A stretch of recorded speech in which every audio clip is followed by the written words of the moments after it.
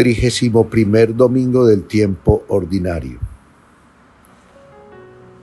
Como lo he venido diciendo desde hace muchos domingos, les recuerdo cómo estamos en la escuela de Jesús.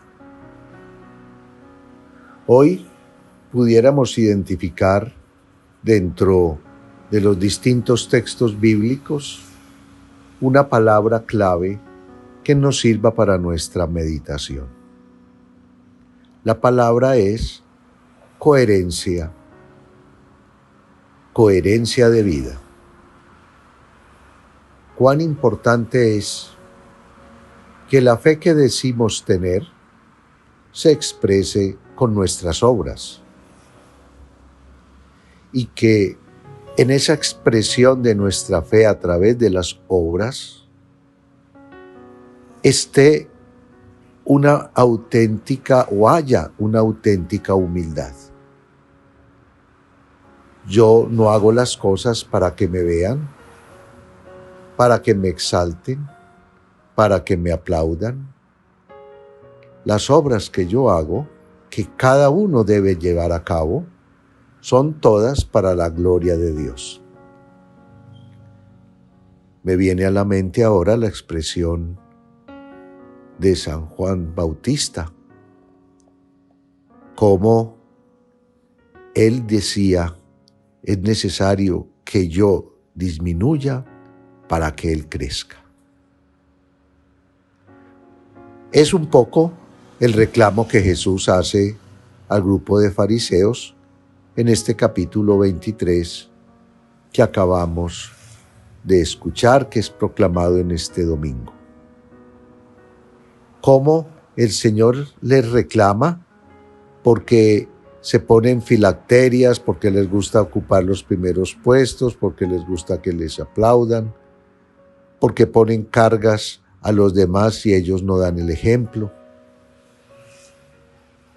Y cómo hoy la palabra nos regala lo contrario, cómo sí es posible vivir con coherencia la fe.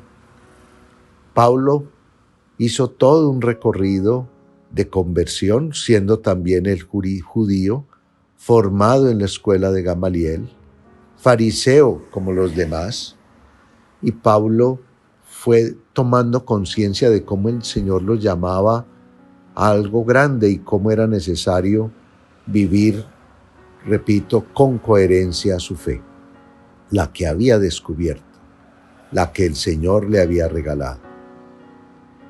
Es bellísimo lo que escuchamos en la carta a los tesalonicenses, cuando él mismo de alguna manera se presenta como ejemplo. Los textos son maravillosos. Nos comportamos afablemente con vosotros como una madre que cuida de sus hijos con amor. Primera expresión que busca de Pablo, esa cercanía con quienes los escuchan, en particular esta comunidad de Tesalónica. Pero va a decir, recuerden nuestras penas y fatigas, recuerden cómo trabajamos día y noche para no ser gravosos a ninguno, mientras les anunciábamos el Evangelio de Dios. Es decir, Pablo en el anuncio parte primero del ejemplo, de sus obras, de su trabajo, para que a través de ellas, quienes lo están viendo y escuchando, descubran algo distinto, un mensaje distinto que verdaderamente los atraiga al seguimiento del Señor. Es lo contrario de el discurso que Jesús dirige a los fariseos, haciéndoles ese reclamo de cómo no están siendo coherentes y cómo están tomando un papel que en vez de ayudar al encuentro, a la relación con Dios, los distancia. Queridos hermanos, somos cristianos, nos decimos católicos, La pregunta que pudiéramos hacernos todos, comenzando por mí mismo, es esa coherencia, ¿qué lugar ocupa en mi vida de fe? ¿Soy capaz de relacionar vida y fe, razón y fe, acción social en mi relación con los demás, con mis convicciones religiosas? ¿O las acomodo? ¿O simplemente elijo algunas según la conveniencia? Queridos hermanos, el Señor nos exhorta hoy a que dejemos de ser cristianos del montón, perdónenme la expresión, a que valoremos nuestro ser de cristianos, nuestro ser de hijos de Dios. Uno de los elementos que los padres sinodales nos han propuesto para nuestra reflexión y estudio durante todo este año hasta la próxima sesión del sínodo sobre la sinodalidad es el papel del bautismo en nuestra propia vida y cómo ese bautismo recibido un día siendo pequeños o adultos debe permear toda nuestra existencia.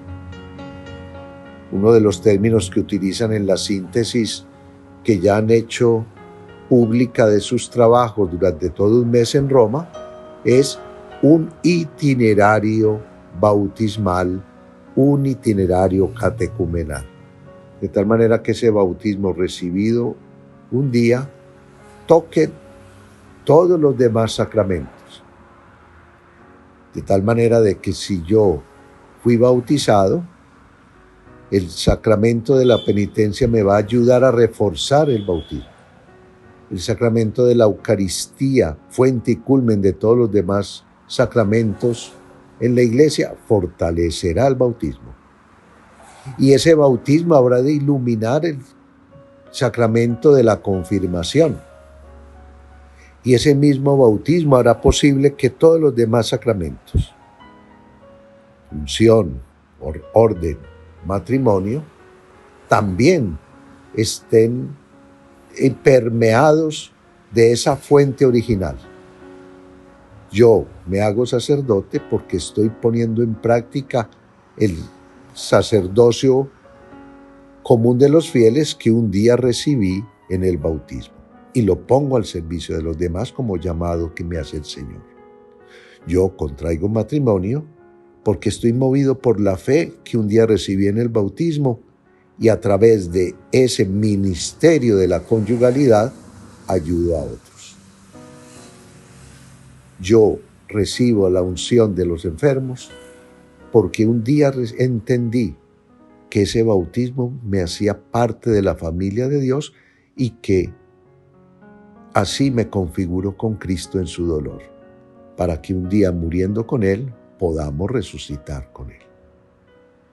En fin, la palabra de Dios hoy nos invita pues a que volvamos al amor primero, que es el bautismo, para que asumiéndolo en propiedad, como debe ser, haya coherencia entre nuestra fe y nuestra vida.